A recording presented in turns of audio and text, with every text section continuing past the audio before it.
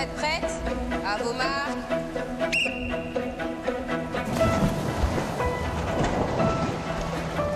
Cette petite fille s'appelle Manon. Elle illumine la vie de ses parents depuis sa naissance il y a 8 ans.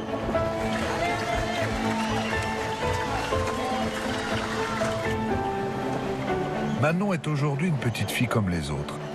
Elle a pourtant déjà vécu une histoire extraordinaire, unique.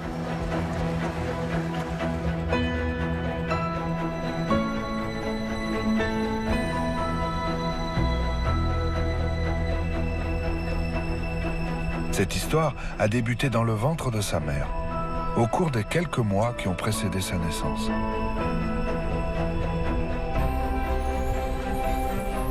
Au cours de cette épopée universelle que nous avons tous vécue et dont on ne cesse de percer les mystères.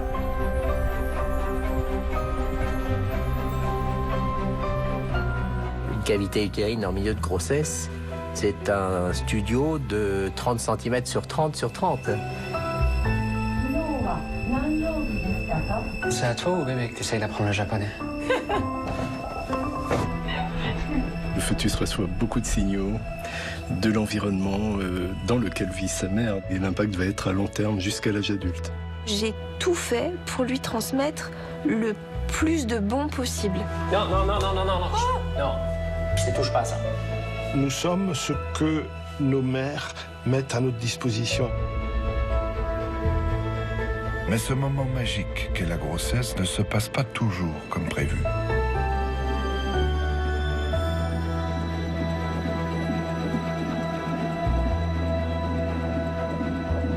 Il y a quelques années, malheureusement, on ne pouvait pas faire grand-chose pour ses enfants. Oui, mais si tu le portais, peut-être que tu réfléchirais différemment aux solutions.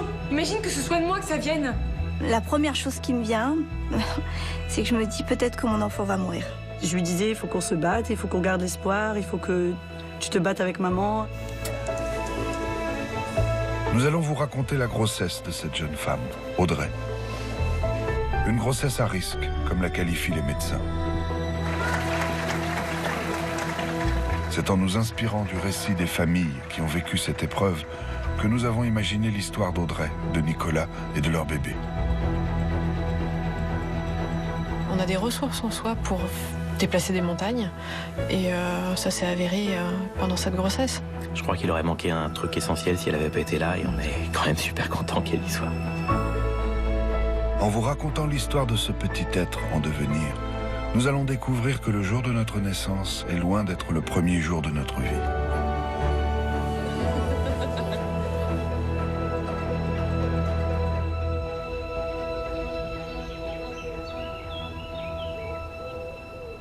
L'histoire de nos bébés commence dans la quiétude et l'obscurité du ventre maternel, bien à l'abri.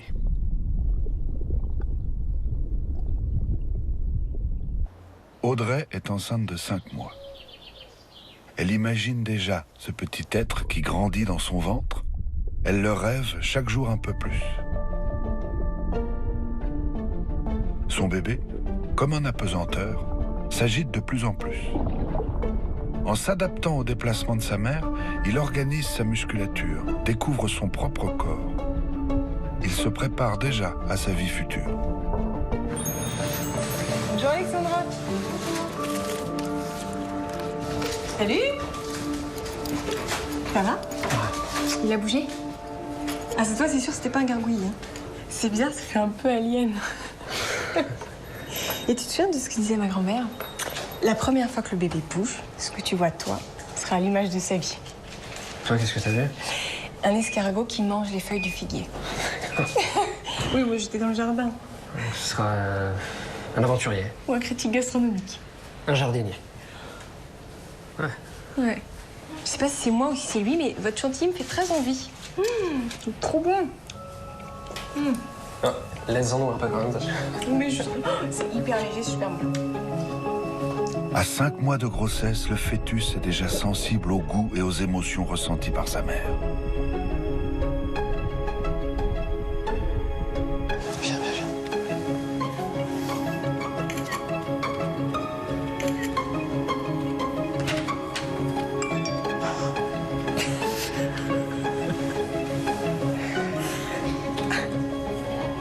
C'est C'est joli, Maxence, non?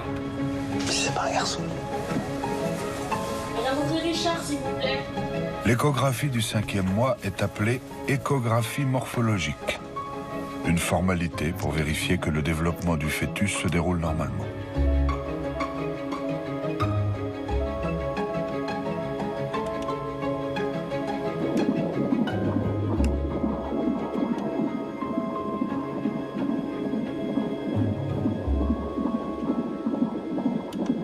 On voit que quelque chose ne va pas, on voit qu'il cherche très longtemps, qu'il prend plein de mesures. On ne sait pas trop ce qui se passe exactement. Je pense qu'il s'entretient un moment aussi avec quelqu'un qui est... Oui, et puis on comprend qu'ils sont en train de relever quelque chose qui ne va pas. Ouais. Mais pendant un bon quart d'heure, ils parlent dans leur jargon, et ils explorent. Ah, tiens, tu vois, là, il y a ça, il y a ça, il y a ça.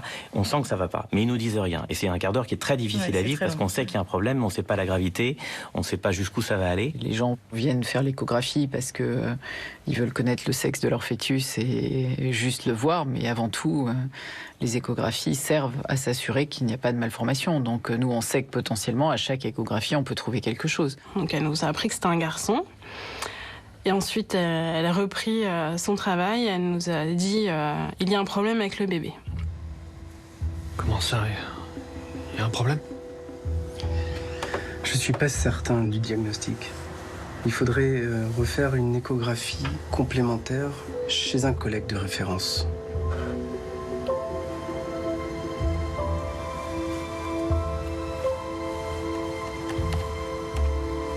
L'échographiste, au bout de 5 minutes, a vu qu'il y avait quelque chose qui n'était pas normal. Et là où elle était un peu démunie, c'est que je lui ai posé beaucoup de questions. Et elle m'a dit, oui, mais je peux pas trop vous en dire non plus parce que je veux pas vous donner de faux espoirs ou autre. Mais on vous prend un rendez-vous de suite pour que vous alliez à Necker. Au plus tôt le rendez-vous, pas après 72 heures. Hein. D'accord. Au revoir. Au revoir. Au revoir. Vous savez où se trouve l'hôpital Bicêtre à Paris? Ah, carrément, faut là, Paris. Oui.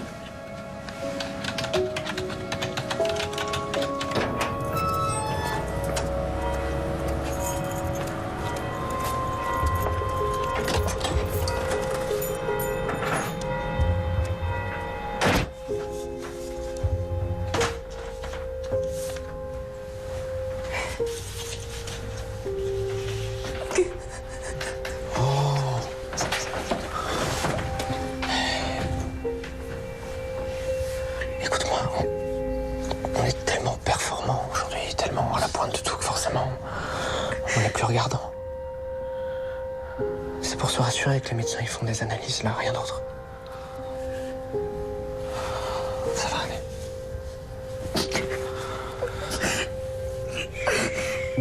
C'est violent. C'est violent parce que tout s'effondre d'un coup, tout tombe.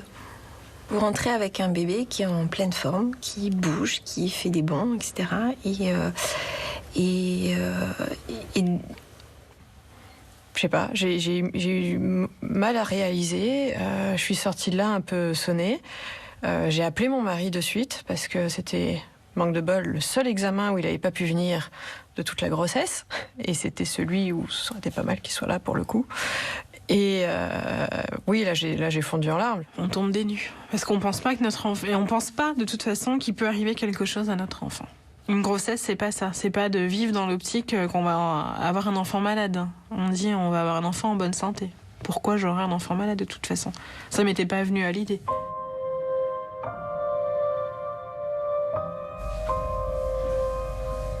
J'ai eu Pauline au téléphone. Elle a jamais passé autant d'écho pendant sa grossesse. Ça veut rien dire, ça, ouais, tu le sais bien. Mais c'est pas normal, il y a forcément un truc grave. Arrête de t'angoisser avec cet examen. Arrête.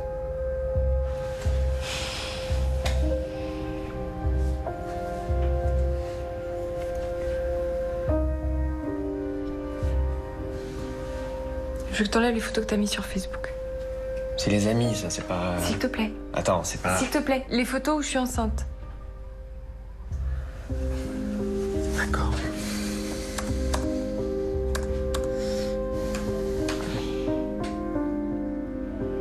Assez rapidement, en fait, le samedi, quand on est rentré dans la voiture, en arrivant à la maison, j'ai dit, écoute, toi, parce que c'était mes beaux-parents qui étaient à la maison, tu gères tes parents. Moi, je me gère moi, je gère Noé, je te gère toi, mais moi, je veux pas gérer les autres. Très rapidement, je me suis senti le devoir de devenir égoïste. C'était dur de se prendre tout en face, toute l'émotion des gens, parce qu'on a sa propre émotion à gérer qui est déjà pas évidente, et en plus se prendre celle des autres, c'est un peu violent. Donc on fait le choix effectivement de retenir un maximum d'informations, de se recroqueviller autour de nous-mêmes, avec Martin, avec la famille proche, et on garde ça pour nous. On a essayé d'oublier, mais ça revenait, ça repartait. On se rappelle encore aujourd'hui, c'était un week-end. Ces 3 jours-là, on était pas bien, quoi.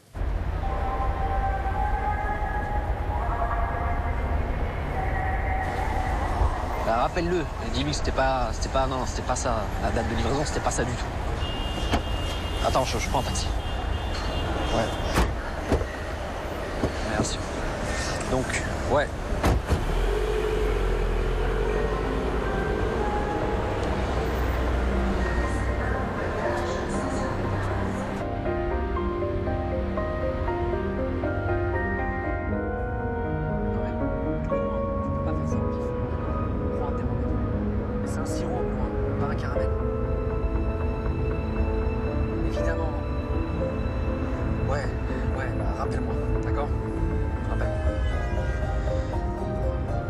J'aurais jamais dû lui confier tout ça, il est complètement perdu.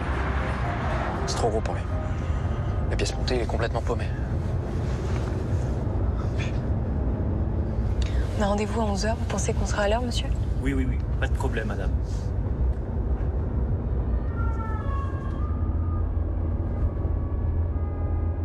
Comme sa mère, le fœtus lui aussi sent que quelque chose a changé. C'est à la fois merveilleux et scientifique. Si petit soit-il, ce petit être perçoit déjà les changements d'humeur de sa mère, ses émotions, ses tressaillements. L'environnement fœtal accompagne le développement. On passe de cellules à un individu absolument fonctionnel et autonome 9 mois plus tard. Donc forcément, toute la vie intra-utérine va conditionner d'une façon très significative tous les événements, notre santé au sens large. Les progrès de la science ont mis en lumière cette incroyable sensibilité du fœtus à tous ces événements vécus par la mère. C'est en étudiant nos gènes, hérités de nos parents au moment de la procréation, qu'ils ont fait ces découvertes. C'est la combinaison de ces gènes qui fait de chacun d'entre nous un être unique. Réunis dans l'ADN, présent dans chacune des cellules de notre corps, nous imaginions cette combinaison immuable. Eh bien non. Depuis 10 ans, des recherches sur le génome humain ont débouché sur de nouvelles connaissances qui constituent des avancées majeures. Si on pense que le génome humain ne contient finalement que, si on peut dire, 20 000 gènes, et que c'est à peu près la moitié du génome du riz, on comprend que le génome ne fait pas tout, n'est pas tout dans ce que devient un être humain. Voilà l'une des découvertes essentielles. Nos gènes sont sensibles à toutes sortes d'événements, qu'ils soient d'ordre physiologique ou émotionnel, et ceci dès la vie intra-utérine. Les scientifiques parlent de l'influence de l'environnement dans l'activation ou non de nos gènes. C'est cette interaction qui va orienter le développement du fœtus, lui donner une trajectoire de vie unique. Cette relation entre le gène et son environnement s'appelle l'épigénétique. On est conscient que l'environnement conditionne notre avenir. Mais le point le plus important, c'est qu'au plus précocement notre environnement est favorable ou défavorable, au plus il aura un impact tardivement. L'environnement, c'est au sens très large. Il y a tout ce que le bébé, le fœtus, va recevoir comme signaux extérieurs, en fait. Cet environnement comprend de la nutrition, mais également le stress éventuel, l'exposition à des contaminants, des facteurs toxiques. Et tous ces facteurs vont avoir une importance particulière durant cette période de développement.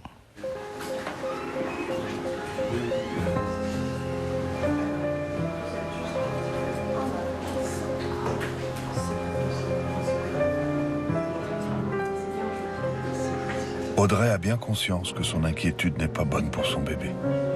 Mais comment faire en pareille circonstance?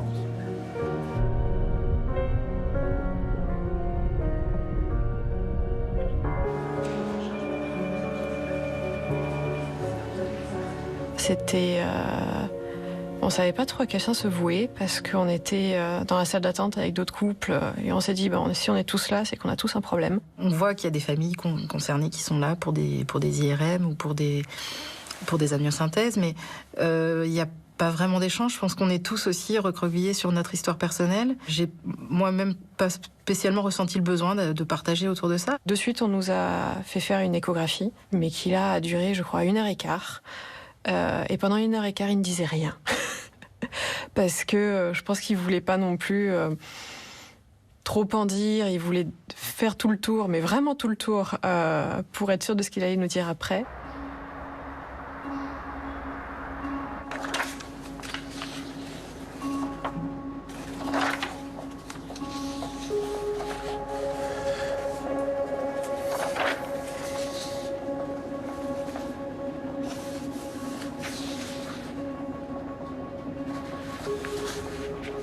Et après, il nous a annoncé très gentiment et très, très doucement qu'effectivement, le diagnostic était confirmé. Le bébé que vous attendez est atteint d'une hernie de coupole diaphragmatique. Ça veut dire qu'il a un trou dans le diaphragme. Or, le diaphragme est le muscle qui sépare le thorax de l'abdomen. Les poumons ne peuvent pas se développer, ce qui est un vrai problème. Votre bébé a visiblement une forme assez sévère.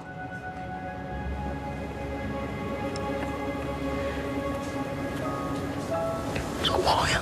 C'est normal. Je vais vous faire un dessin.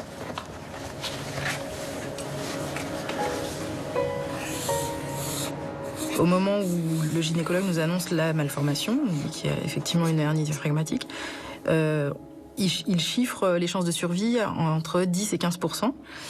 Il n'y a absolument pas de poumon gauche.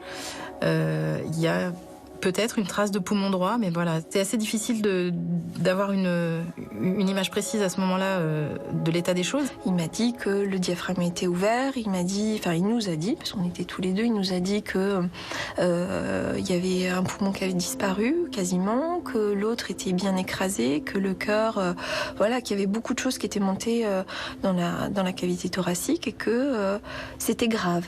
J'ai très peur. J'ai très peur parce que je me dis, la première chose qui me vient, c'est que je me dis peut-être que mon enfant va mourir.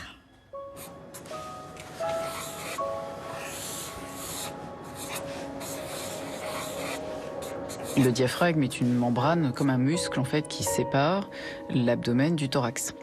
Et donc les enfants qui ont une hernie de coupole diaphragmatique ont un trou dans le diaphragme, soit à gauche, soit à droite, soit exceptionnellement des deux côtés. Et donc les viscères qui sont dans l'abdomen remontent dans le thorax. Et une fois qu'ils sont là, ils vont comprimer les poumons, parce qu'ils vont prendre l'espace disponible, et ils vont pousser les poumons qui, eux, ne vont pas pouvoir se développer. Et ça se solde par un décès ou un handicap très grave.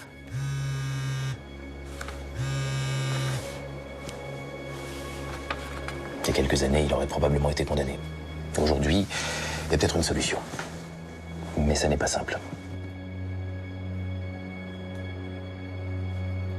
Il s'agit de rentrer un tube jusqu'à la naissance des deux grosses bronches droite et gauche qui vont aller au poumon droit et au poumon gauche, et de déposer à cet endroit un petit ballon gonflable qu'on va gonfler et laisser là. On bloque leur trachée pour favoriser un surdéveloppement pulmonaire. Donc c'est le principe de ce que a été appelé un plug. C'est cette intervention que vient de proposer le médecin. Et c'est une question de vie ou de mort pour son bébé. Audrey va devoir tenir, s'armer de patience et de confiance dans cette périlleuse médecine de pointe. Une course de fond s'engage pour sauver son bébé. Ce n'est pas une technique miracle, et ça les couples savent parfaitement bien. On s'adresse pour l'instant à des enfants qui ont des formes sévères, et on va les faire passer d'un groupe où ils ont 30-40% de survie à 60-70. Et donc on les améliore, mais c'est pas miraculeux, il y a encore la moitié qui décède.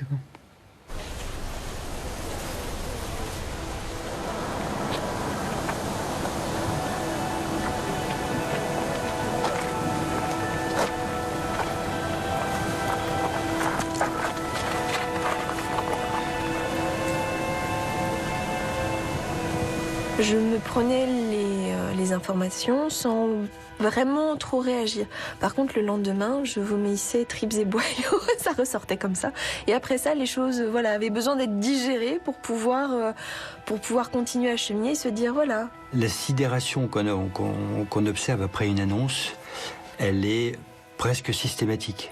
Chacun réagit différemment, chaque parent réagit différemment à une annonce.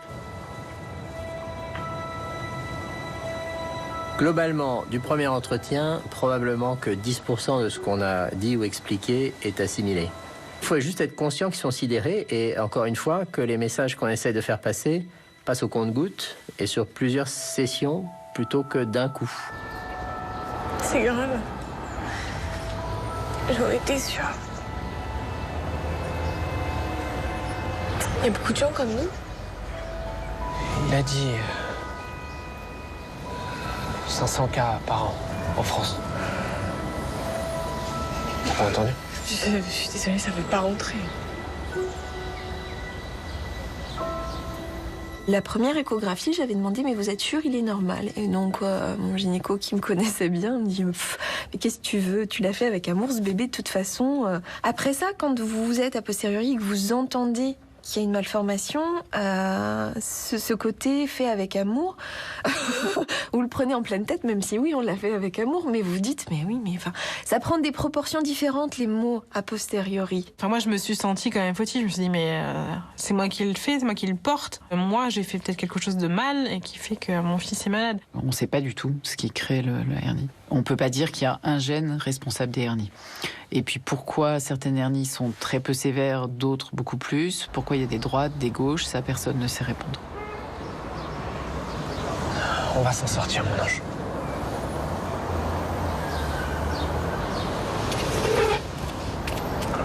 Audrey! Professeur? Excusez-moi, je sais que c'est plus le moment, mais j'ai oublié de vous demander quelque chose tout à l'heure. Dites-moi. Si c'était votre enfant, qu'est-ce que vous feriez? Écoutez, Madame Richard, je ne peux pas prendre la décision à votre place. Je suis désolé. On a posé cette fameuse question aux médecins. Ils ont dit, nous, on répond pas à ce genre de questions. Et ils veulent pas prendre parti. Ce que je respecte, ce qui est normal, après, c'est leur position de médecin qui veut ça aussi. Il faut surtout jamais rentrer là-dedans, mais il faut leur expliquer pourquoi. Ce que l'on peut se permettre, c'est la prise de décision partagée. C'est un concept d'éthique médicale qui est particulièrement utile. On se met non pas à sa place, mais on se met à sa portée et on lui donne des éléments de réponse. On ne peut pas, nous, s'engager personnellement dans cette voie-là. Notre rôle, c'est plutôt d'accompagner, d'aider au mieux, mais probablement pas de donner un avis personnel.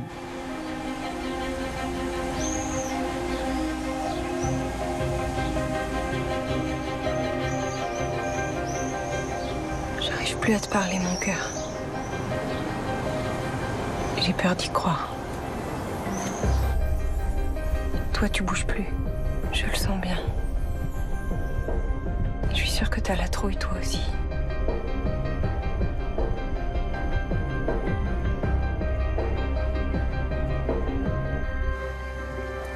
Pourquoi nous? Pourquoi ça tombe sur nous?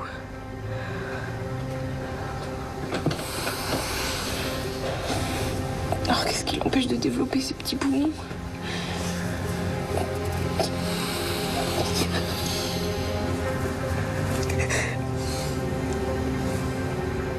L'interaction mère-enfant, on a longtemps pensé que c'était un processus psychologique. On s'aperçoit et on sait maintenant que les liens d'attachement entre une mère et son bébé sont des phénomènes biologiques qui sont programmés par nos gènes, qui se mettent en œuvre, qui s'allument lors des interactions mère-enfant. Et on sait très bien qu'un attachement, entre guillemets, sécure, réduit la vulnérabilité psychologique ou psychiatrique plus tard dans la vie. Le fœtus n'échappe pas au grand bouleversement émotionnel que vit sa mère. Mais la nature étant bien faite, un organe en particulier tente de contrebalancer les périodes de stress. Le placenta, qui est bien sûr l'organe principal qui fait le lien entre la maman et le bébé, est équipé à un équipement moléculaire qui lui permet justement d'éviter que les facteurs du stress puissent traverser trop facilement le placenta. Il peut limiter cette traversée et atteindre le fœtus. Bien sûr, le mécanisme ne protège pas complètement, donc éviter le mauvais stress doit être une priorité, surtout s'il est lié à effectivement un phénomène pathologique, à quelque chose qui vient bouleverser une grossesse normale, un projet d'enfant chez des parents.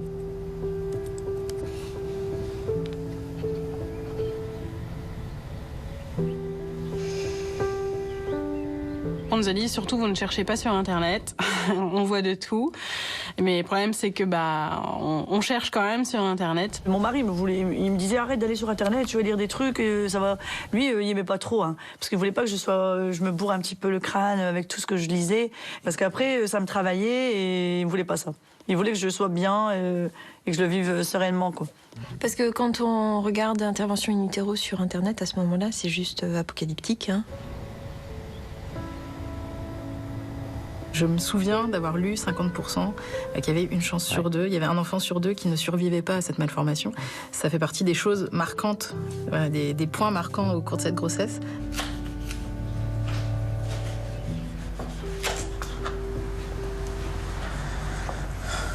T'as entendu ce que disait le professeur? Que dans la plupart des cas, une malformation peut en cacher une autre. Et alors? Et alors le bébé peut naître avec des trucs encore plus graves. Oui, mais ils l'auraient vu, ça, non? Ils ont vu pour les poumons et ils peuvent voir pour le reste. Pas forcément. Peut-être que c'est mieux de repartir à zéro. Comment ça? De se dire que de toute façon, on en aura un autre et en bonne santé cette fois. Comment ça? Statistiquement, ça peut pas arriver 2 fois de suite. Tu veux quoi, qu'on le garde pas? Non, je sais pas. Je me pose la question. Alors, à la moindre difficulté, on me jette l'éponge, c'est ça? Puis dans 2 ans, si les choses se passent toujours pas comme tu veux, tu vas te débarrasser de moi aussi, c'est ça? Quoi? Une malformation qui peut en cacher une autre. Qui l'a donné cette malformation, à ton avis? Imagine que ce soit de moi que ça vienne. Attends, on dirait qu'il y a que toi dans cette histoire-là. Tu crois que je m'en pose pas, moi aussi, les questions? Oui, si tu le portais, peut-être tu réfléchirais différemment aux solutions.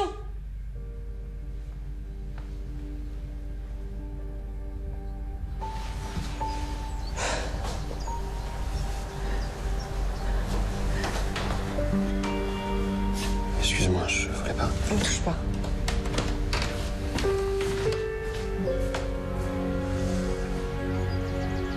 On nous dit qu'il y a des couples qui sont pas prêts, qui sont pas armés pour vivre ça, pour avoir cet inconnu, cette épée de Damoclès au-dessus de la tête. Donc sachez qu'il y a des possibilités. On se réunit, une commission pluridisciplinaire pour envisager ce genre de choses, mais c'est à vous d'y réfléchir. On nous a parlé d'IMG, donc interruption médicale de grossesse, donc à l'annonce. Au début, déjà on encaisse, après on en discute. Est-ce qu'on est capable, en tant que couple et déjà parents, de vivre une grossesse compliquée, une grossesse à risque? Donc on en a beaucoup discuté.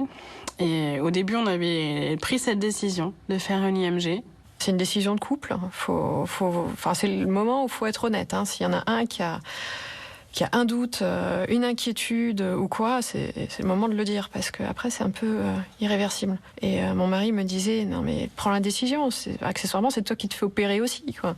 Je dis oui, mais il faut qu'on soit d'accord tous les deux, parce que s'il y a un problème derrière, il ne faut pas que l'autre reproche que non, moi je voulais pas le faire, etc.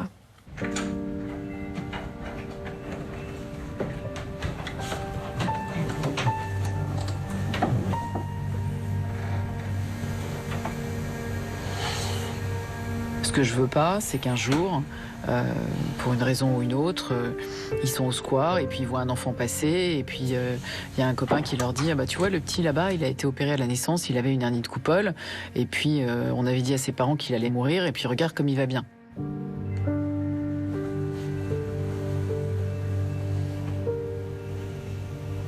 On n'est pas forcément pour la paix des ménages, mais on ne peut pas prendre une décision quand on sent que le couple est discordant. Parce qu'on sait qu'on va au carnage. Ça peut arriver, bien sûr, ça arrive assez souvent. Mais on leur laisse prendre le temps de se mettre d'accord. Que ça parte dans un sens ou dans l'autre.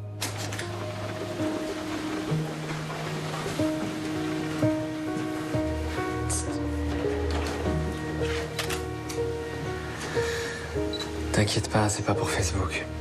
C'est pourquoi alors? C'est pour nous. Pour plus tard. Pour notre enfant. Ce serait con de se dire qu'on s'est pas donné toutes les chances.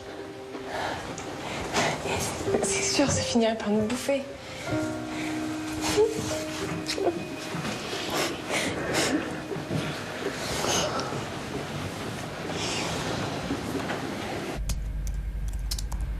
Chers amis, ne m'en veuillez pas si je ne vous appelle pas pour vous donner des nouvelles. Mais il m'est difficile de répéter ce qui m'arrive. Difficile aussi d'entendre l'embarras que cela génère. D'où ce mail collectif. Nous avons décidé de garder le bébé que je porte. Je vais devoir m'installer à Paris pour rester proche de l'hôpital. Les 4 mois de grossesse qui me restent ne se dérouleront pas comme je l'avais prévu. Je vous embrasse. S'il y a une chance que ça marche, on y va. Et on fait tout ce qu'il faut. Il y a une chance sur 1 million, on la tente. Pour une grossesse classique, on fantasme son bébé, on projette des choses, etc. Là, juste, on projette le fait qu'il soit vivant. Enfin, voilà, c'est tout ce qu'on lui demande à ce bébé, c'est d'être vivant. Et c'est vrai que ça a été une grossesse à cercueil ouvert, tout simplement. Ce qui est difficile dans cette situation, c'est que on est enceinte, on a un être qui bouge à l'intérieur, et on ne sait pas s'il va survivre. Et on se dit, est-ce que je dois, entre guillemets, comme toute maman normale, future maman normale, lui parler, etc. Ou est-ce que déjà je dois me préparer au pire et essayer de pas trop m'attacher. Mais c'est impossible. Enfin, quand on le vit dans sa chair comme ça, c'est impossible de ne rien faire.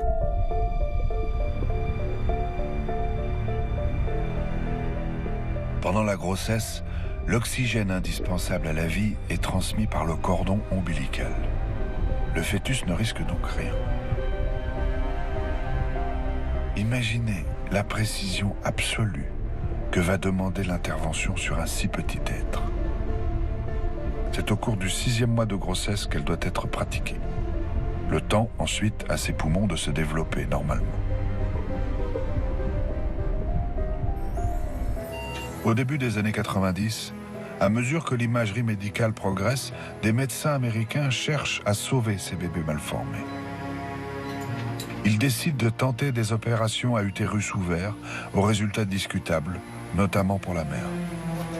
Il y avait déjà pas mal de travaux qui avaient été faits chez le fœtus, hein. Mais à chaque fois, avec des risques d'accouchement prématuré quasiment de 100%. Et donc l'idée, c'était, on était obligé de trouver une technique qui était beaucoup moins invasive pour éviter un taux d'accouchement prématuré important. En Europe, des chirurgiens vont tenter de pratiquer la même intervention, mais sans ouvrir l'utérus de la femme enceinte. Alexandra Benaki fait partie de ces précurseurs.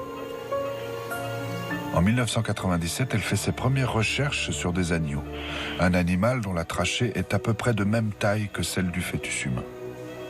J'avais un ami qui était ingénieur, et donc on faisait des petits dessins de quelle structure il faudrait inventer. Donc on avait dessiné une petite trachée, et puis il m'avait dessiné un ballonnet en fait à l'intérieur de la trachée. Et donc je suis allée le voir avec un petit bout de trachée de mouton que j'avais récupéré chez le boucher en disant « Est-ce que ton ballon tiendrait là-dedans ?» Et donc je me souviens un soir, on était allé faire une radio du bout de trachée avec le petit ballon dedans et effectivement ça fonctionnait très bien. Et la première fois où ça a marché, quand on a fait la première césarienne et qu'on a vu que les poumons avaient grossi, on a ouvert le champagne, on était contents quand même. Mais je me suis pas dit que j'étais un cobaye, je me dis j'ai de la chance de pouvoir permettre à mon enfant d'avoir le plug. Qu'importe l'issue, je peux le vivre, quoi. Et pour moi, c'était une possibilité. Je l'aurais regretté si j'avais pas pu le faire. J'avais pas réalisé qu'on était encore au stade vraiment de la recherche pure. J'avais compris que c'était pas courant comme procédure. Et c'est vrai que Séverine a été une des pionnières en acceptant l'opération il y a 9 ans. Il n'y avait pas d'expérience, il n'y avait pas de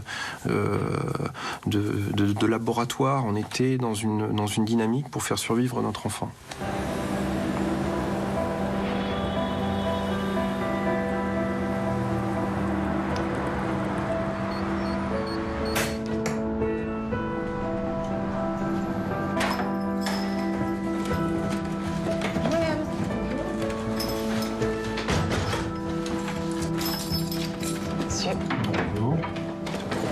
L'intervention doit avoir lieu demain.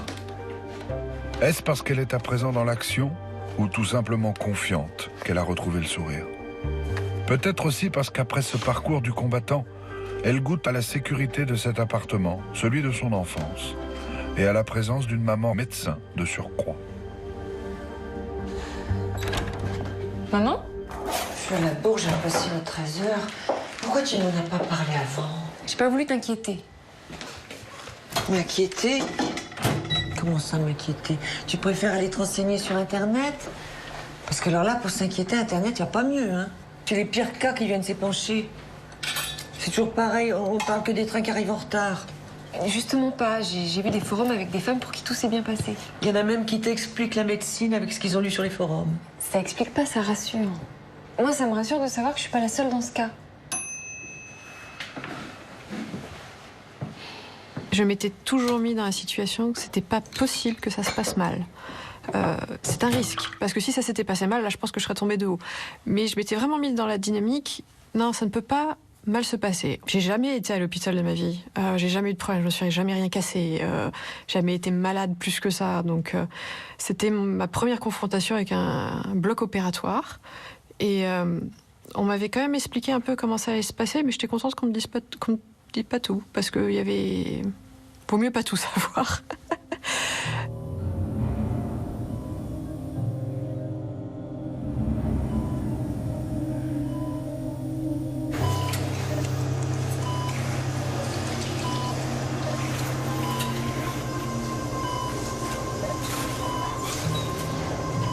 Audrey non plus ne connaît pas les détails de l'intervention, mais elle sait une chose en revanche, la plus importante sans doute. Cette opération est une prouesse médicale que seules 2 équipes peuvent réaliser en France. Elle se sait entre de bonnes mains. Vous pouvez commencer à badigeonner, mademoiselle. Je me souviens quand on m'a emmenée dans la salle du bloc, j'ai des souvenirs du professeur qui essayait de me rassurer. Et puis après, je me suis laissée porter, on va dire. Quand on est allongé sur cette table, avec le champ devant nous, on entend. On voit des gens avec les charlottes, les monitoring qui étaient pas loin, ils ont fait l'échographie avant. Oui, ça peut être impressionnant. Je me souviens qu'à un moment, j'entendais plein de voix de l'autre côté du rideau, et il y avait une infirmière à côté, et j'ai dit, mais il y a combien de personnes là, de l'autre côté? J'ai dit, attendez, je vais voir. Elle revient, elle fait, ils sont 14. Ah ouais, quand même. Le rideau fait que vous passez à une certaine barrière où vous appartenez plus. Pour le coup, là, c'est plus dans vos mains. Donc, faut juste accepter. Et ces gens-là, ils sont là pour mon bébé. Et ils s'assurent qu'il va bien. Et donc, il y a un rapport de confiance qui s'installe sur le fait qu'il y a des choses qu'en tant que maman, je pouvais maîtriser, et d'autres, pas du tout. L'intervention va se dérouler sous péridurale. L'anesthésie générale est impossible. Le fœtus pourra en souffrir. On badigeonne. Mesdames, on badigeonne.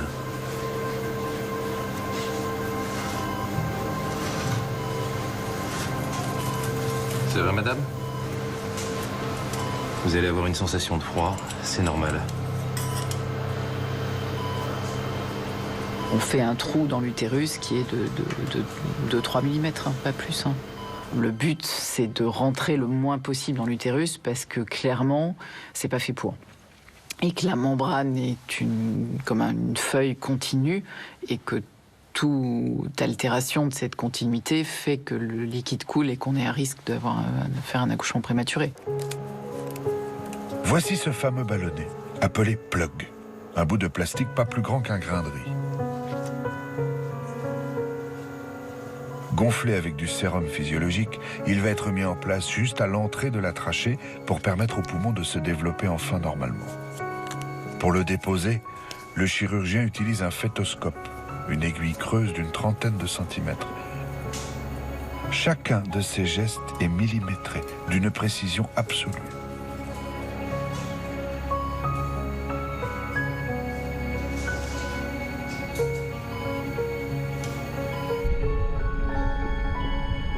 La première étape de l'intervention consiste à endormir le fœtus. En quelques minutes à peine, il se relâche puis s'endort. Il ne sentira rien de la suite de l'intervention. Dans les années 60, on considérait que le nouveau-né était insensible à la douleur. Dans les années 80, cette démarche a été appliquée au fœtus. Donc on faisait des opérations chirurgicales sans anesthésie. Et aujourd'hui, il est inacceptable d'avoir une approche directe, invasive, c'est-à-dire au minimum par une aiguille, du fœtus lui-même, hein, de son intégrité corporelle, sans l'anesthésier au préalable. Clairement, quand on ne l'endort pas assez, quand il dort pas assez profondément, en fait, il pousse le fétoscope. Quand on essaie de rentrer dans la bouche, on voit bien qu'il pousse avec sa langue. Et puis certains nous ont clairement poussé le fétoscope parce que ça les gêne. Et puis après, le ballon dans la trachée, honnêtement, il n'y a aucune raison qu'ils aient mal. Et on a quand même des petits signes qui nous permettraient de voir qu'ils ont mal. Un fœtus qui a mal à son cœur qui bat très vite, on dit qu'il est tachycarde, il bouge moins bien. Et là, il n'y a rien, il n'y a aucun signe. Il n'y a pas de raison, la trachée, il n'y a pas de raison que ça le gêne ou que ça lui fasse mal.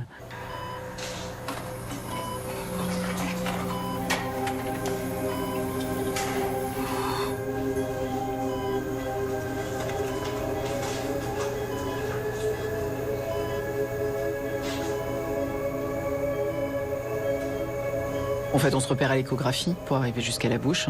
On ne peut pas errer dans la cavité utérine parce que sinon on ne sait pas très bien où on est parce qu'on voit le fœtus que par petits bouts.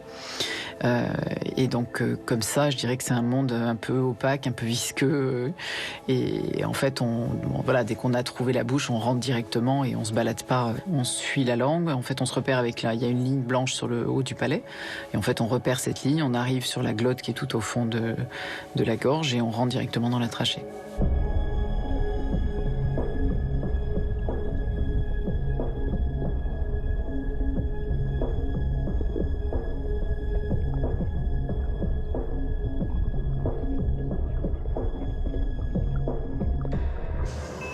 C'est vrai, madame? Je vais placer le petit ballon.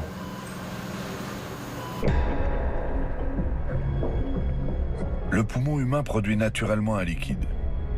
Une fois le ballonnet placé, ce liquide y reste, bloqué.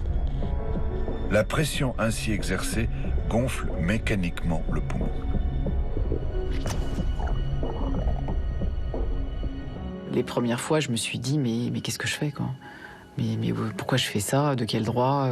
Effectivement, on a l'impression de rentrer dans un monde étranger, fascinant, dans lequel on n'a pas le droit d'être, quoi. On évite de rester plus de 45 minutes. Ce chiffre est un peu arbitraire, mais on sait que quand ce geste dure 5 minutes, ce qui peut parfaitement être le cas, eh bien, il y a beaucoup moins de rupture des membranes que quand il dure effectivement 1 heure, parce que ça a été difficile, parce qu'on a dû ramer au sens propre, presque dans le liquide amniotique pour y arriver. Moi, je me suis dit, mon fils, il réalise qu'il y a des personnes qui lui portent de l'attention autour. Il y a quelque chose, il y a une tension, mais une tension positive en fait. C'est très étrange ce qu'on ressent. On se dit, il faut le faire, c'est absolument important de le faire parce que notre bébé va pouvoir survivre grâce à ça. Et en même temps, on se dit, mais c'est un truc de fou. C'est pas naturel quand même hein, de placer un ballonnet dans la trachée d'un bébé dans le ventre de sa mère. C'est assez énorme. Donc, clairement, oui, on n'a pas suivi le cours normal de la nature. Mon but, c'est que les patients aient un enfant en meilleure santé possible, dans les meilleures conditions possibles. Donc s'il faut défier la nature, allons-y, quoi. Parce qu'il y a parfois des situations tellement injustes et tellement horribles que si on peut aider, il faut le faire, quoi. Voilà, madame. Le ballonnet est bien placé, on n'a plus qu'à attendre. On sort d'ici 1 mois. D'ici là, on va se revoir. Il va se réveiller quand? D'ici quelques minutes, ça va aller vite. Ne vous inquiétez pas, vous allez le sentir bouger. Merci. Je vous en prie. Au revoir.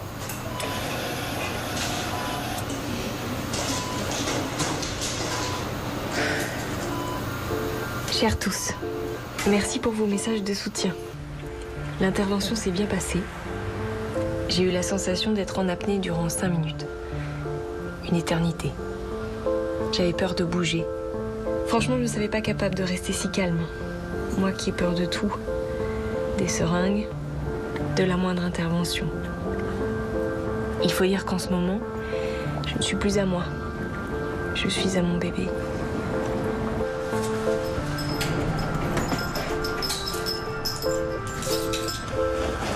Attends. Doucement. Ça va là?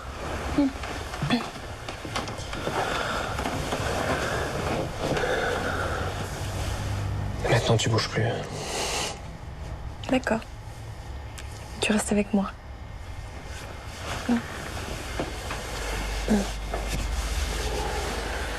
Je peux pas laisser Benoît seul pendant 15 jours. C'est le rush, là. Je peux pas. Pour toi, en ce moment, c'est ton plus gros chiffre d'affaires. Pour moi, en ce moment, c'est le plus gros flip de ma grossesse. Mais comment tu veux que je fasse? Que je ferme boutique? Et après, on fait comment pour vivre? Et s'il y a un problème? Et pourquoi tu veux qu'il y ait un problème, Audrey? Mais sérieusement, j'ai l'impression que tu te rends pas compte de la chance que t'as. Non seulement t'as un endroit où loger dans Paris, et en plus c'est chez ta mère, et pour finir, les médecins. Excuse-moi, si aujourd'hui, je préfère vivre avec mon mari qu'avec ma mère.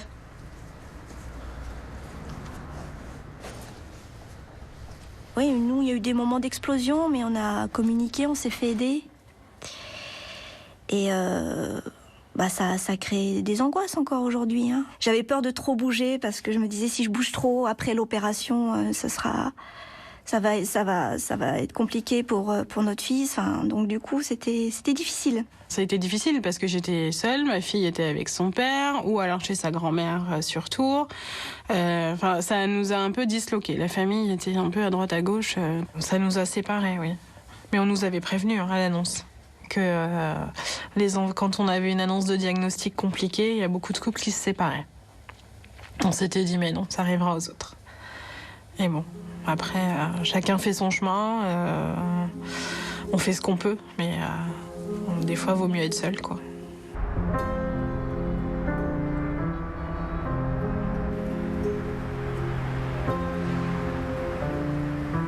Coucou mon bébé. Je crois que je t'entends avec mon stéthoscope. Je l'ai piqué à ta grand-mère. Accroche-toi s'il te plaît. Et ne gigote pas trop, hein. Que ce foutu bout de plastique reste en place.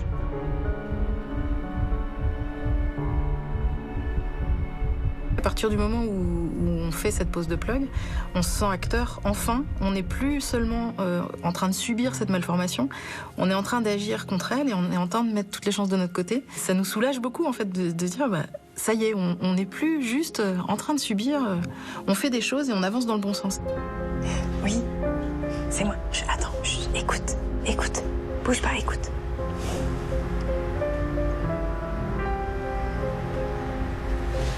T'entends? Mais c'est marrant, tous les jours j'imagine ce petit bout de plastique. Et c'est la première fois que ce genre de matière me dégoûte pas. J'ai appris à l'aimer, Nicolas. Oui, c'est bête, je sais, mais je me dis que si ça peut aider le bébé à l'accepter lui aussi. Moi, c'est bon, j'arrête de t'embêter. Oui. Mais à demain, mon chéri. J'ai hâte de te retrouver. Salut. Au bout d'un moment, on a oublié la maladie.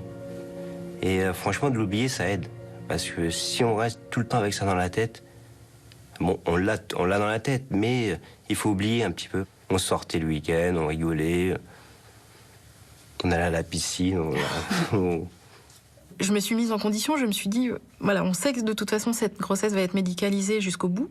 Donc maintenant, on va essayer de profiter au maximum des choses. Donc on a essayé de vivre le plus normalement possible. Je me suis dit, je vais bien, le bébé va bien, tant qu'il est dans mon ventre, il va bien. Donc je l'ai vécu pleinement.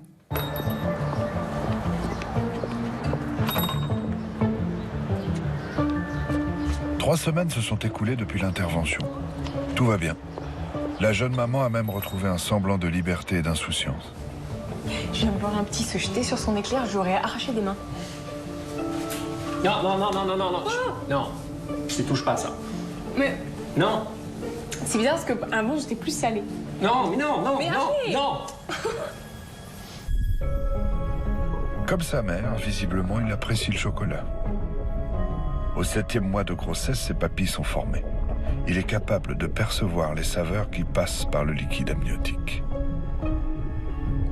Il en boit près d'1 litre quotidiennement et partage donc les repas de sa mère.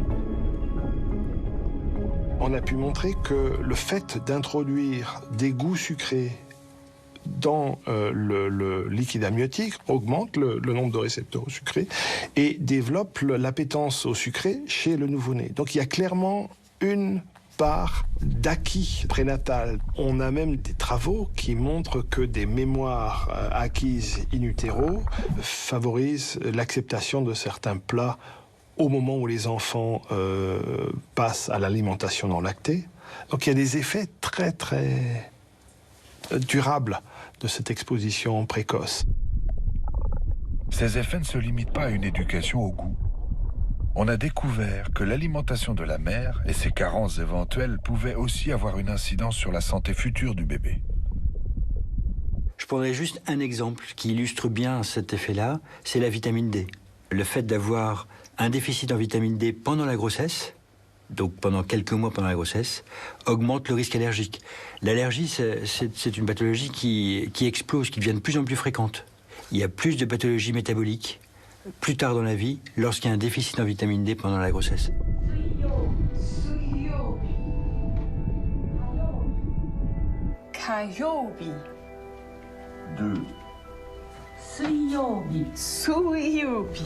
Le fœtus est donc bien plus sensible à son environnement que nous ne l'avions imaginé. Tant au niveau génétique que sensoriel ou encore cérébral.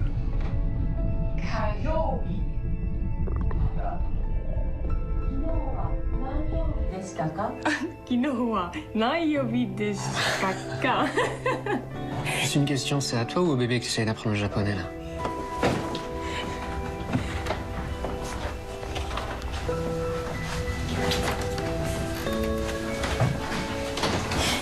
Tu vas voir à qui je vais apprendre le japonais.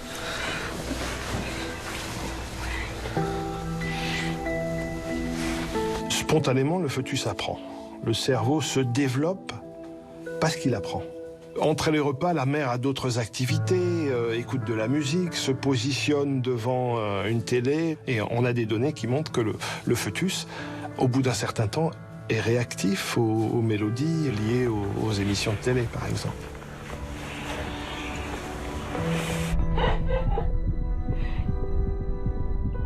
Plus fascinant encore, on le sait aussi désormais, le fœtus à ce stade de son développement est capable d'interpréter certains sons et de percevoir l'état d'esprit de sa mère au moment où il les entend.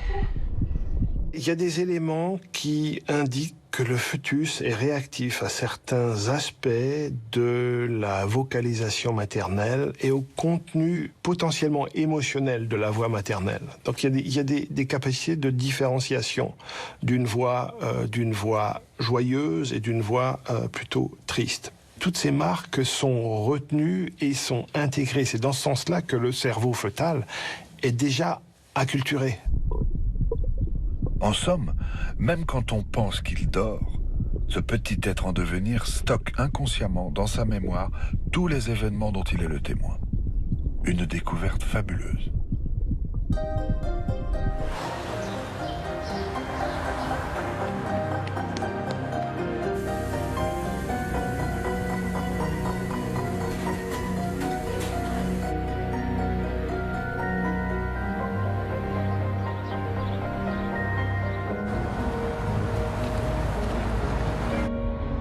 Un mois vient de passer.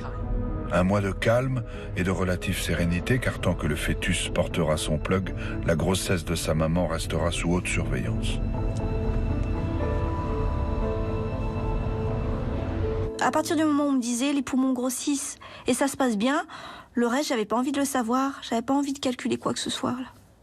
Je le vivais pas très bien, tous ces examens, j'arrivais pas à tout saisir de ce que ça pouvait jouer en fait. Même si on me l'expliquait bien, je le comprenais bien, mais émotionnellement, c'était pas simple pour moi. Psychologiquement, il faut vraiment être forte. Je me suis dit, il faut que je réussisse, il faut qu'on arrive à passer, j'arrive à passer au-dessus de tout ça. Moi, j'attendais ces échographies avec impatience parce que ça permettait de voir l'évolution, que j'espérais positive à chaque fois. On voulait voir aussi s'il grossissait bien, s'il grandissait bien, parce qu'on se disait, plus il sera gros, plus il sera grand, plus il sera fort.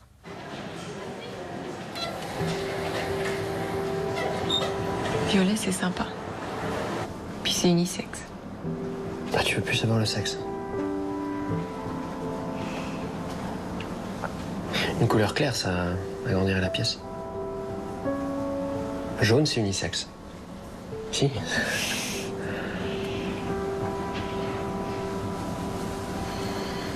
Pourquoi tu me prends plus aux photos?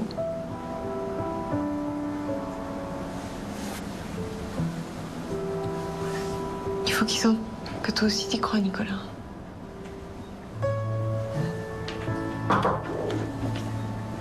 Bonjour Madame Richard. Bonjour. Monsieur Richard. Bonjour. Alors, si vous voulez bien soulever votre t-shirt.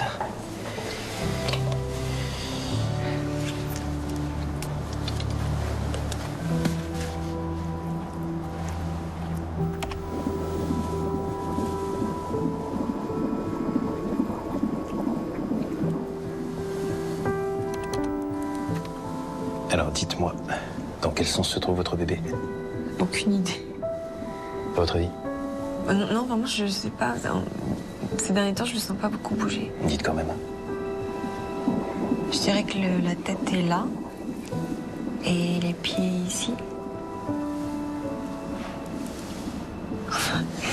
Je dis ça au hasard. Hein. Est-ce que vous voulez savoir le sexe? Comment il va? Très bien. En milieu liquide comme ça, il va très bien. C'est essentiel pour les médecins qui vont accompagner cette maman de préserver les interactions mère-enfant. Il faut surtout éviter de casser l'image du bébé.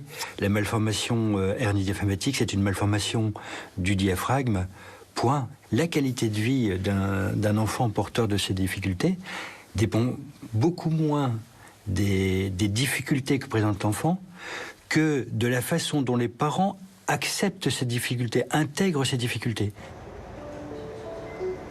Relâchez bien le visage, l'espace entre les sourcils et le front. Prenez conscience de votre souffle.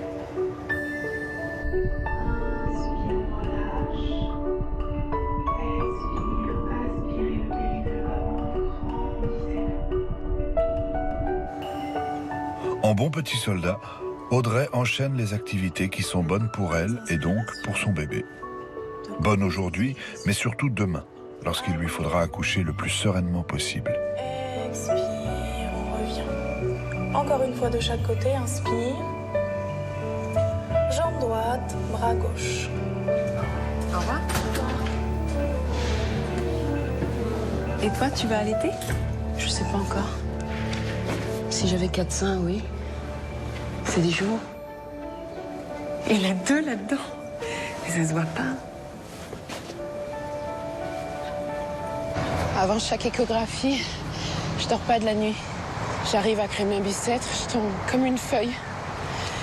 Et puis une fois que j'ai entendu les 2 petits cœurs battre, je suis tranquille pour une semaine. Et ton mari? Il culpabilise de pas être là. Et toi? C'est pareil, c'est curieux. Des fois, j'ai vraiment envie qu'il soit là, qu'on soit 2. Et le lendemain, c'est l'inverse. Mais tu n'oses pas lui dire? Pour pas qu'il se sente encore plus exclu? Exactement. C'est vrai que le papa, on a tendance un petit peu à l'oublier. Mais le papa, il a un rôle aussi important dans le parcours de cette grossesse aussi. Même s'il il le vit pas pleinement, il est quand même auprès de vous, il y a le soutien, il y a plein de choses. Non, il lui parlait beaucoup de oui, il lui parlait beaucoup à la petite.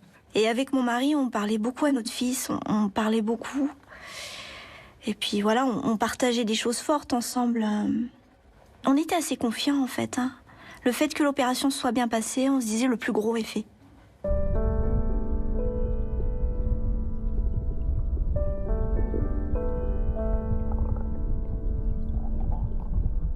C'est papa. T'es assis comme moi. Hé, c'est papa. Oh.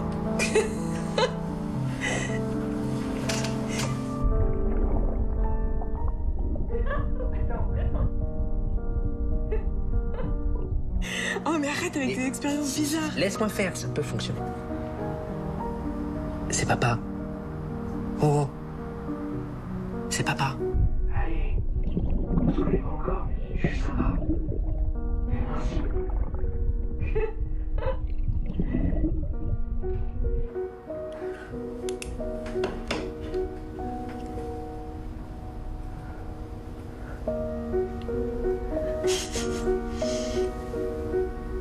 C'est papa.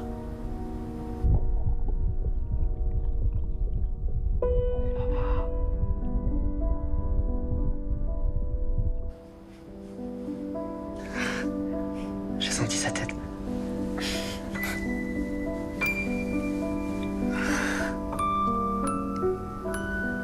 Le fœtus est actif et on a des images qui montrent un fœtus réellement explorateur de son environnement et très curieux. Il ouvre les yeux, l'utéro. On ne sait pas ce qu'il voit, mais il ouvre les yeux déjà. On a des données qui montrent que des fœtus sont capables de suivre une lampe qui est déplacée sur la surface de l'abdomen maternel.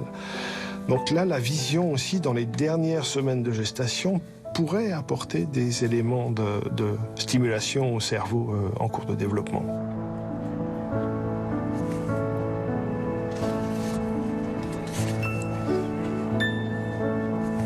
Théoriquement, au 8e mois de grossesse, un fœtus est prêt à quitter le ventre de sa mère. Mais jusqu'au dernier moment, ses sens peuvent encore gagner en maturité pour pouvoir remplir au mieux leurs fonctions futures. Un peu à l'image des poumons, dont la croissance reste l'objet de toutes les attentions. Votre bébé se porte aussi bien que possible. Les choses se déroulent comme prévu. Est-ce que vous souhaitez rencontrer une psychologue? Pour ce type de grossesse, les parents éprouvent souvent le besoin de s'exprimer. On parle, Nicolas et moi, on n'a pas besoin de psy. C'est vous qui voyez. Sachez que c'est possible au besoin. On se voit la semaine prochaine. Ça nous a plutôt rapprochés et renforcés, parce que vraiment, on a fait front. On a été très unis par rapport à tout ce parcours médical, et très complémentaires. Même si on est forts tous les deux, j'avais besoin de lui pour craquer et pour me soutenir de temps en temps, parce que, j'aurais même pas imaginé vivre cette grossesse seule.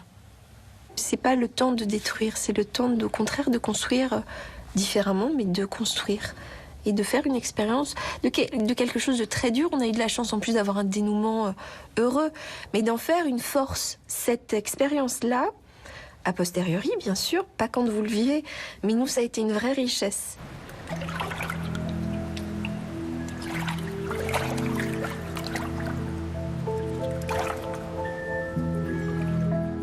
Plus le terme de la grossesse approche, plus les échanges entre la mère et l'enfant sont importants.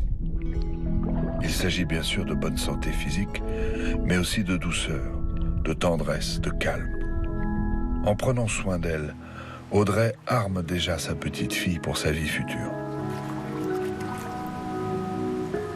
Cette façon de voir l'impact de l'environnement sur le futur, il faut le voir de façon positive. C'est comment améliorer notre environnement pour préserver l'avenir. Et on en a les moyens. Le fait que ces éléments d'information existent déjà modifient la perception qu'on a du fœtus et donc permettent aux gens de s'interroger sur l'effet que leur comportement peut avoir sur le fœtus.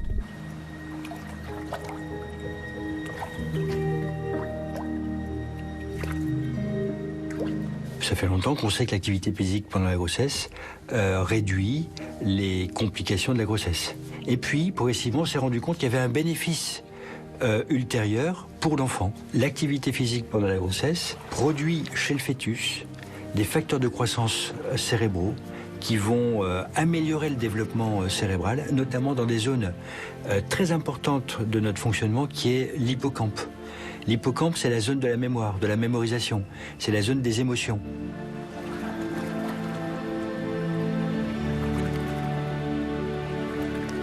Être parent, c'est une responsabilité, bien entendu.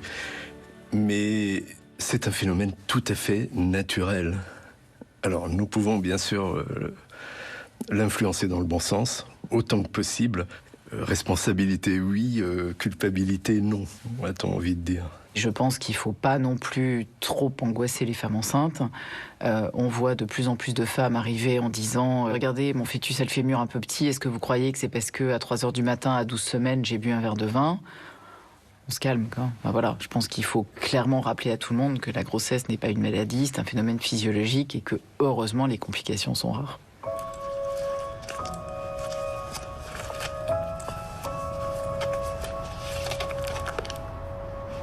C'était quand, ça?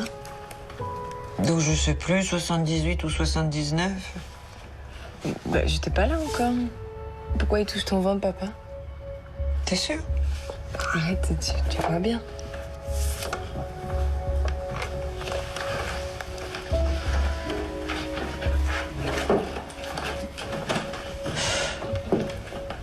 On croyait... Enfin, j'ai été enceinte, pas très longtemps. Le bébé n'a pas tenu. Tu sais, j'avais pas tout à fait fini mon internat, puis... Faut se dire qu'une fausse couche, c'est probablement un bébé pas bien formé et que la nature est bien faite. Arrête, je sais ce que tu penses, Audrey, non. Le problème de ton bébé n'est pas héréditaire. D'accord?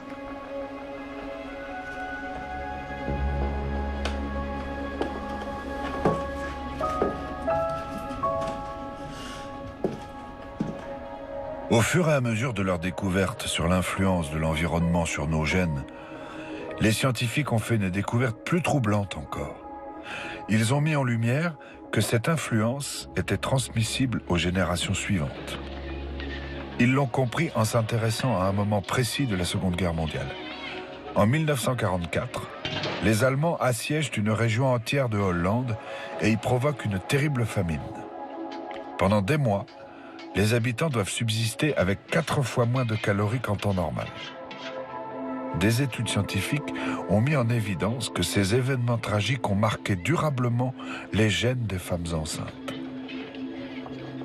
Le fait d'avoir été exposé à une sous-nutrition génère des dérèglements cérébraux. Le cerveau du fœtus se dit « Ok, l'environnement de ma mère est relativement pauvre, donc moi, il faut que je génère des adaptations, je vais grandir moins vite, ou certaines structures du cerveau vont prendre des voies de développement différentes, et le mécanisme sous-jacent est très probablement de nature épigénétique. » Nous savons aujourd'hui que les enfants qui ont été conçus ou qui sont... dont la grossesse s'est déroulée durant cette période, ont, alors qu'ils sont devenus adultes, un risque supérieur de développer par exemple un diabète à l'âge adulte. Plus étonnant, les chercheurs découvrent que les petits-enfants de ces femmes, qui n'ont pourtant pas vécu ces événements, conservent eux aussi ces marques de ces privations. L'hérédité épigénétique existe. Donc, hérédité, on pense tout de suite génétique. Et bien sûr, celle-ci est bien établie. Mais certaines marques, au moins épigénétiques, sont transmissibles sur probablement plusieurs générations. C'est uniquement ces marques qui régulent, ces marques épigénétiques qui régulent le niveau d'expression du gène, qui reste normal, qui peuvent être transmises. Ce n'est donc pas une mutation, ça ne devient pas une maladie génétique. Les chercheurs restent néanmoins persuadés qu'il n'y a pas de déterminisme prénatal, que le livre de notre vie n'est pas écrit avant notre naissance. C'est donc bien une mémoire qui est un peu comme la mémoire active d'un ordinateur qui pourra continuer à agir longtemps, mais fort heureusement, elle est effaçable et influençable, on peut la corriger. C'est plutôt rassurant comme nouvelle. C'est plutôt rassurant parce qu'on se dit qu'on n'est pas entièrement génétiquement déterminé, qu'on n'est pas impuissant et conditionné par nos gènes, et qu'on peut améliorer notre environnement, travailler sur l'environnement ensemble pour réduire les risques.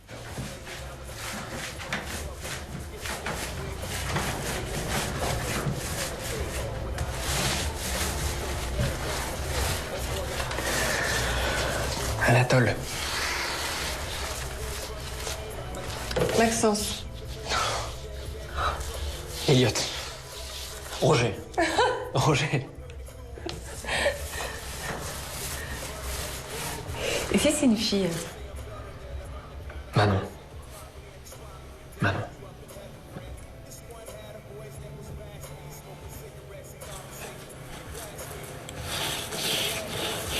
Le prénom, oui, on l'avait cherché. On l'avait déjà en tête, en fait. Après, la chambre, non. Non, on n'avait pas envie de faire la chambre. On n'avait pas envie d'acheter des vêtements. On craignait trop, en fait, qu'il se passe quoi que ce soit. Et on a demandé à nos proches de ne rien nous offrir. S'ils voulaient acheter des choses, de les garder pour eux. Qu'on ne voulait pas les avoir chez nous. Parce qu'on s'était dit, si ça se passe mal et qu'on rentre à l'appart et que Il y a une chambre d'enfant, mais pas d'enfant dedans. Ça va être juste un cafard pas possible. Donc on voulait pas s'infliger ça en plus. La chambre n'était pas faite. D'ailleurs, il n'avait pas de chambre. Il n'y avait pas de lit. Il n'y avait rien de rien. Ma grossesse, je l'ai arrêtée. Enfin, je l'ai arrêtée. Psychologiquement, je me suis arrêtée à l'annonce. C'était on ne touche plus mon ventre, on me parle plus d'enfants. Déjà, fallait pas acheter de vêtements, fallait rien acheter. La famille voulait que je sois un peu plus motivée et me faisait des cadeaux par-ci par-là. Et c'est vrai que je commençais à acheter des petites choses, mais c'était vraiment tout doucement. Je lui ai beaucoup parlé pendant la grossesse. Je lui ai écrit des lettres aussi. Parce que c'était quelque chose d'important pour moi. J'avais besoin de libérer ma parole. Et par l'écrit, c'était le plus facile. Donc je lui ai écrit des lettres. Parce que je me suis dit, bon, peut-être que plus tard, il pourra les lire et ça lui donnera un peu de perspective. Demain, nous repartons pour Paris. Cette fois, les médecins vont retirer le ballonnet qu'ils ont placé il y a 1 mois. J'angoisse un peu pour tout vous dire. Mais je veux croire que tout va bien se passer. Sinon, tout ça n'aurait servi à rien. À très bientôt, mes amis. Croisons les doigts.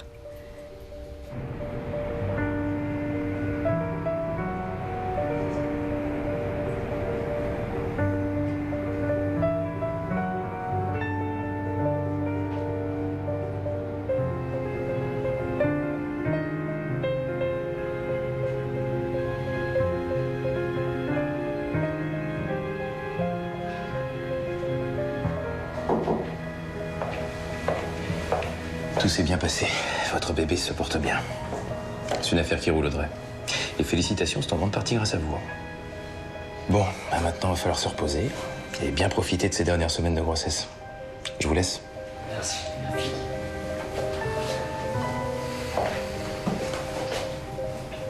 Le déplug s'est passé magnifiquement bien. Le bébé s'est retourné correctement. Il a ouvert la bouche encore. Ça a été retiré. En 10 minutes, c'était réglé et c'était parti pour la salle de réveil, quoi. Il avait donc 30% de capacité pulmonaire à l'annonce du diagnostic. Et à la fin, quand ils ont enlevé le plug, donc à 34 semaines de grossesse, on était à 67,8%. Donc on peut dire que le plug a bien fonctionné sur mon fils.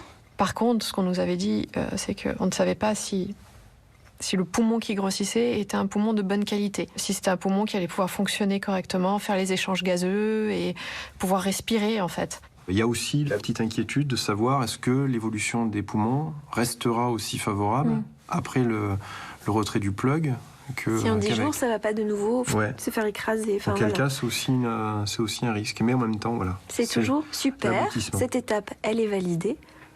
Mais...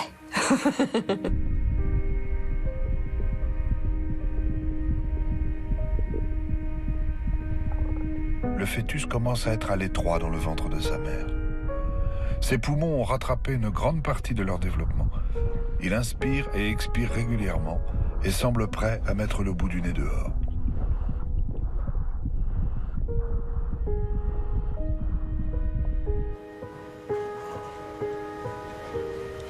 Chers tous, ça y est. Je peux me lever et reprendre une vie normale. Ai-je raison de penser que si tout s'est bien passé, c'est que notre petit asticot s'accroche à la vie ? Pour une pathologie comme la hernie, il y a toujours un risque d'accouchement prématuré, mais c'est sûr qu'on se dit que si la patiente accouche, on est déjà à 34 semaines, les chances que le bébé aille bien sont importantes, mais il faut vraiment éviter qu'elles accouchent avant 35 semaines. Le professeur Benaki, plusieurs fois me disait surtout faites attention, faut pas accoucher avant, etc. Et je lui disais mais non, c'est vous qui le déclencherez. J'étais intimement persuadée que de toute façon je l'amènerais au bout. Après ça, au bout, c'était à lui après de faire son chemin et de faire avec ce que j'avais pu lui transmettre et lui donner comme force et comme bon. Ces grossesses qui ont été médicalement intensivement soutenues, voilà, moi je suis pour une programmation de l'accouchement dans le centre qui doit les prendre en charge et une voie d'accouchement qui est effectivement très souvent une césarienne. Je m'étais projetée en me disant que j'accoucherais à Lyon. Les professeurs m'avaient dit que c'était pas idéal de faire ça, qu'a priori j'accoucherais certainement à Kremlin-Bicêtre. Et là c'était juste l'enfer pour moi d'y penser.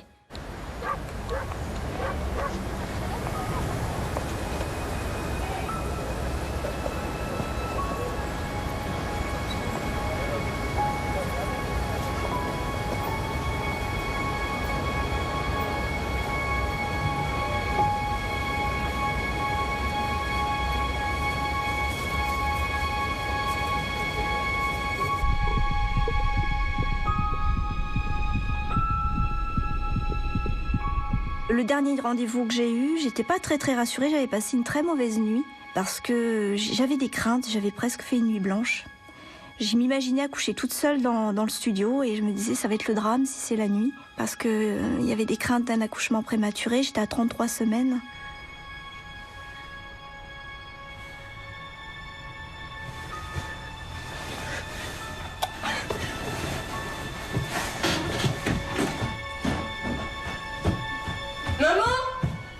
Maman, il bouge plus.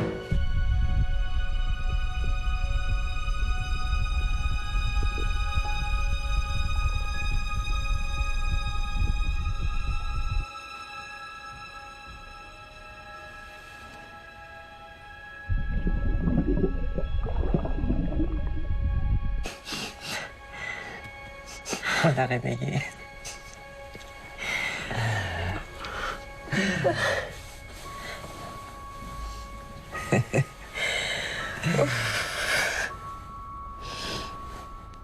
On a plein de bonnes nouvelles, donc forcément on a envie de se battre encore plus.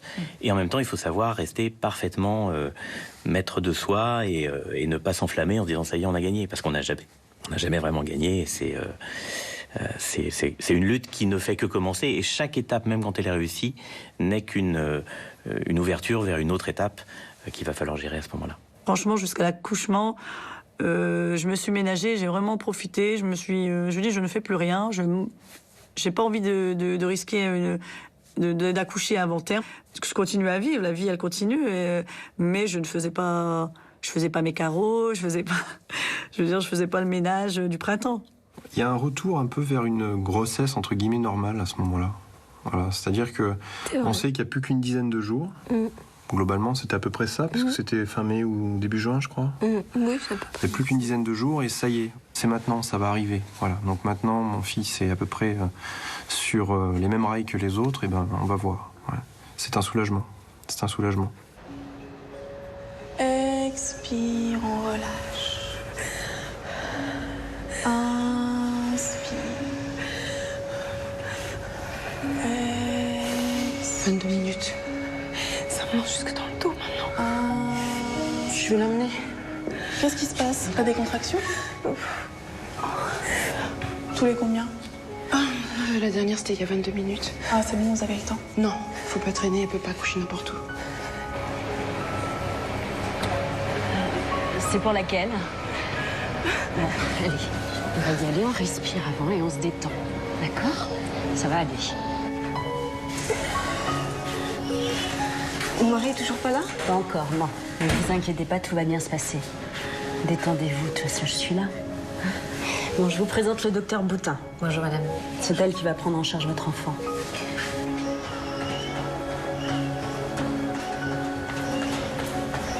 Ça va aller, respirez. Il ne va pas tarder. Allez, ça va. J'ai pas vraiment l'impression d'avoir accouché, en fait. J'ai commencé à avoir des douleurs, etc. Bon, on m'a donné un Doliprane. Et je les entends dire, bon, bah ok, c'est bon, on part en AG. Traduction, anesthésie générale, respirer dans le masque. Ah ouais, super, j'aurais vraiment eu la totale, quoi. Et après, je sais pas ce qui s'est passé. Enfin, je l'ai su après, parce qu'on m'a raconté, etc. Mais... Allez, on pousse. Allez, Audrey, on pousse. Allez, c'est bien. Stop, c'est bien. Allez, on pousse. Ah, stop, je dégage les épaules. C'était une petite fille. Pourquoi elle pleure pas? C'est normal, tout va bien. C'est normal. Ça va, Audrey, tout se passe bien, on est là. Allez, on s'inquiète pas. Ça va, Audrey, on s'occupe de tout. Allez, on continue, nous. D'accord? Allez, on respire. Voilà, ça va. Et là, je l'ai vu, il avait des grands yeux ouverts, il nous regardait, c'était merveilleux. Et puis là, ils nous ont dit, il faut qu'on parte très vite là. Et je l'ai même pas entendu crier en fait, j'ai pas de souvenir. On nous avait dit, elle sera pas capable de crier, les poumons sont pas fonctionnels, on va tout de suite la réanimer. Et là, j'ai réalisé qu'elle avait réussi à crier. Je me suis dit, waouh, c'est un signe, là, c'est notre battante qui se manifeste. Et puis j'ai vu quelqu'un sortir de la pièce en courant. J'ai pas tout de suite compris que c'était en fait la puéricultrice qui avait Camille dans les bras et qui passait juste la porte pour aller la faire réanimer tout de suite à la sortie du bloc. Et puis après, ça va très vite. Je pense qu'on se pose plus de questions. On se dit, on a fait tout. Elle est là et c'est le principal. Et puis on laisse les médecins prendre le relais, en fait. C'était le moment où ça passe ou ça casse. On était convaincus que c'était dans les heures qui allaient suivre l'accouchement que tous les efforts qu'on avait consentis, que tout le monde avait consenti avec nous jusqu'ici, allaient être couronnés de succès ou pas.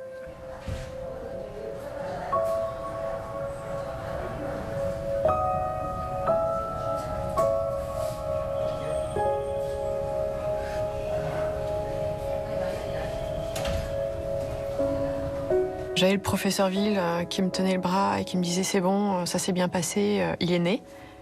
Et je me suis dit, hein? Ah oui, merde, j'ai plus d'enfant. Il est né. Et je crois que j'ai dû le répéter une trentaine de fois. Il est né, il est né, il est né. Et j'arrêtais pas de le dire à mon mari, il était oui, c'est ça.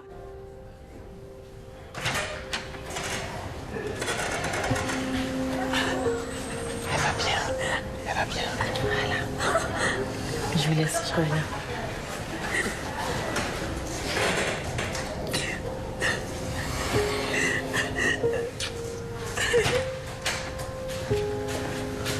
Alors ça y est, vous faites connaissance.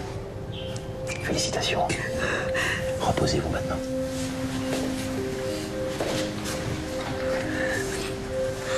Cette petite fille s'appelle donc Manon. Dans les jours qui viennent, elle sera de nouveau opérée.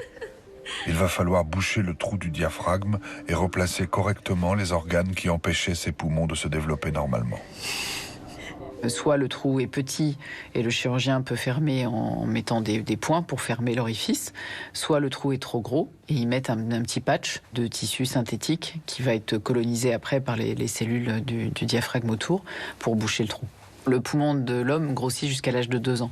Donc en fait, il y a un petit rattrapage, pas parfait, mais il y a un rattrapage de la croissance pulmonaire.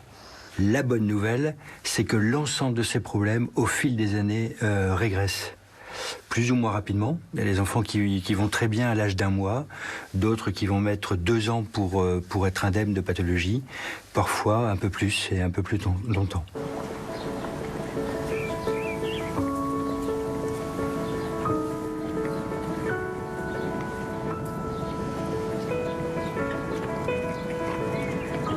Je suis vraiment admirative de ces femmes qui acceptent de passer par tout ça, quoi. Mais quand l'enfant va bien, forcément après on est tous très contents. Et quand l'enfant décède, elles disent toutes la même chose. Elles disent mais j'ai donné toutes les chances à cet enfant. On n'est pas si responsable que ça, quoi. Ces gens, ils ont accepté des choses, ils ont vécu des choses qui font que... Enfin, moi quand ils me remercient, je leur dis mais c'est vous qui avez fait le boulot, quoi. C'est pas nous, quoi. Je me suis rendu compte que pendant tout cet épisode, on avait toujours été dans l'action. Et que là, ça y est, entre guillemets, il n'y avait plus rien à faire.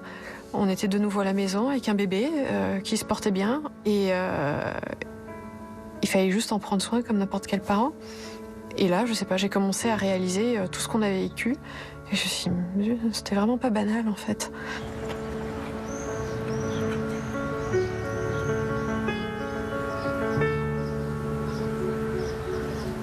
Ce bébé-là, en fait, on s'est rendu compte au bout d'un moment qu'on allait sortir avec finalement et qu'il fallait vite se dépêcher de lui faire un coin à la maison parce que on n'avait pas le lit, parce que on avait bien un berceau dans lequel on avait accueilli sa sœur, mais il était trop gros pour entrer dans ce berceau-là. Et effectivement, au bout d'un moment, on se dit, bah oui, on va rentrer avec, ça y est.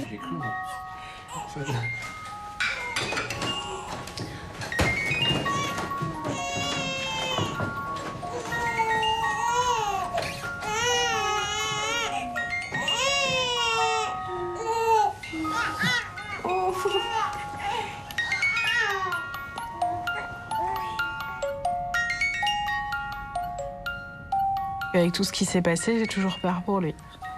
Un jour, ça s'arrêtera. Hein. Il me dira, la maman, lâche-moi. Pour l'instant, c'est pas le cas, parce qu'il n'a que 3 ans. Mais un jour, ouais, il me dira, lâche-moi les baskets, je vais bien. Ewen est rentré chez lui à l'âge de 3 mois. Ses poumons se sont développés et sa respiration est normale. Après avoir eu de grandes difficultés pour s'alimenter durant les premiers mois de sa vie, Camille est scolarisée tout à fait normalement.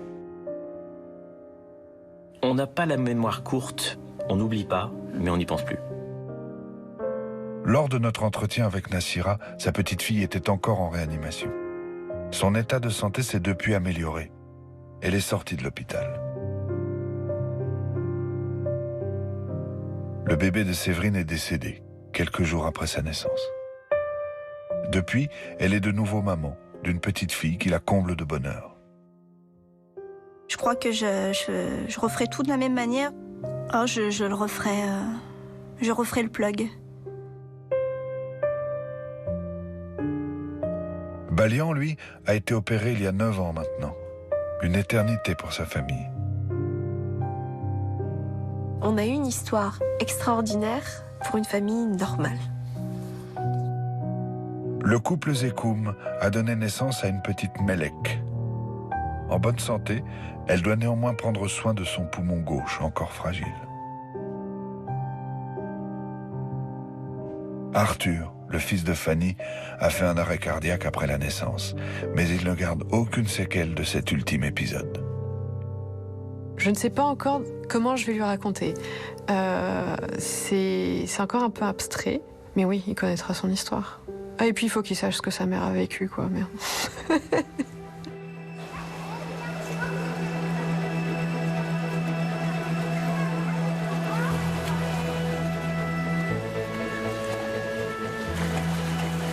L'insatiable curiosité que génère la vie intra-utérine change peu à peu la perception que nous avons du fœtus. Les enfants restent encore des énigmes lumineuses. Mais nous commençons, petit à petit, à comprendre comment cette odyssée de 9 mois oriente leur vie, la façonne bien plus que tout ce que l'on pouvait imaginer.